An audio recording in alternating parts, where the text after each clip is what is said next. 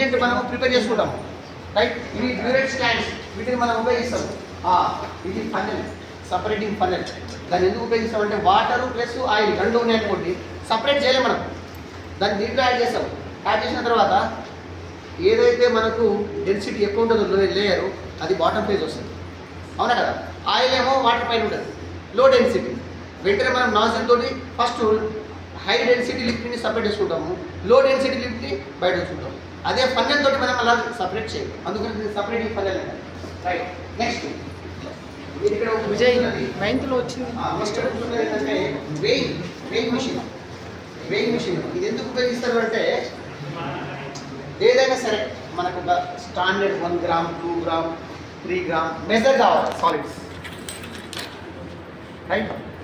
1 kg 2 kg అయితే బయట నుంచి మనము బ్యాలెన్స్ ద్వారా తెలుసుకుంటాము. ల్యాబ్లో 1 kg 2 kg ఉపయోగించాము. ఇండస్ట్రీలో 10 kgs 5 kgs బల్క్లో ఉపయోగిస్తాము. ఇది ల్యాబ్లో తక్కువ మోతాదులో ఉపయోగిస్తాం. ఎంత? 1 గ్రామ్ 0.5 గ్రామ్. ఇది నేను ఉపయోగిస్తాము. ఇప్పుడు ఎంత వచ్చిందా? 0 వచ్చిందా? 0 వచ్చిందా లేదా? రైట్. 0 degrees వచ్చిందా? నా reaches to the 0 degrees. Okay.